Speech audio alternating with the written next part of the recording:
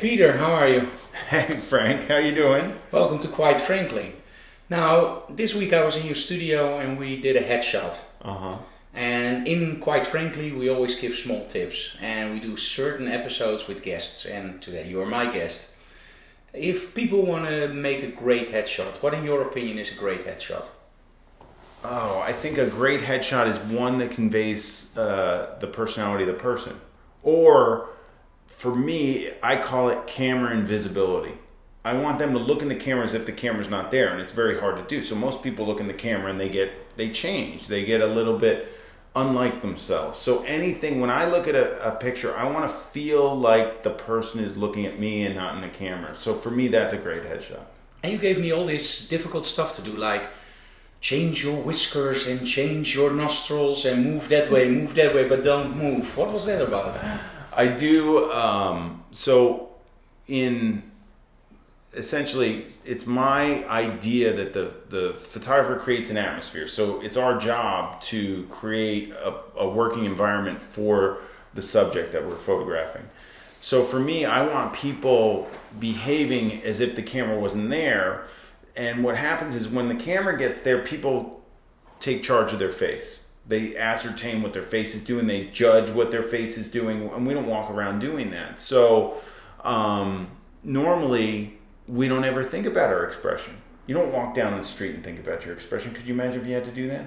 Oh, that would be very tiresome. Like, breathe in, breathe out. Look at this person like this now.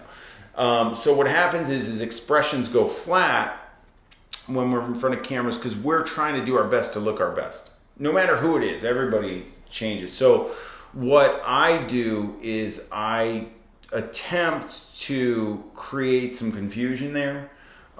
So that the person doesn't have time to think about their face. They're thinking about some nonsense that I said. So I say things that make no sense. I'm always bobbing and weaving. I'm asking them.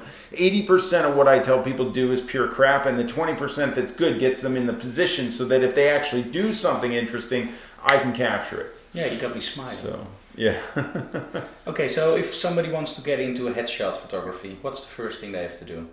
That will be your tip. They have to get people in front of their camera. A lot of people in front of their camera. I think that the more practice that they have, I always say you've got to practice on freebies and friends. Like if you're going to get into headshot photography and do it as a living, if you're going to charge somebody, you've got to have a skill set built. And that skill set's got to be something that you're confident in taking money from people. I was petrified in taking money from people when I first started, and then I was like, wait a minute, I'm living in New York City. I got to figure out how to make this camera make me some money. And I built it up slowly to where now I'm very confident when somebody comes in, I'm going to give them something that's worthwhile. So get people in front of your camera every day and start to coach them. Meanwhile, obviously, they need the technical stuff. So they need to learn the technical so that they have the technical in their back pocket. But I always say, get all your technical down. Once you got that down, once that person's in front of your camera, don't be technical anymore. Throw it out the window. Done. Now you're behaving. Tell the story. With them, yeah. Get the character. I always say with street photography and model photography, tell the story. Or, indeed, get the character. Yeah. Okay, thank you so very much, Peter. Awesome. And I think if you want to get into headshot photography, check out Peter's website. He's awesome.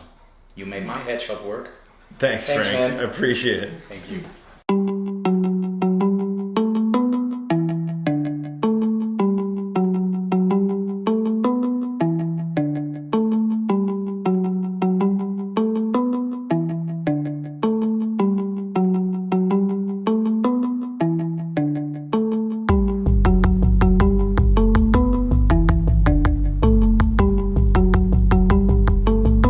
Bang. Shebang.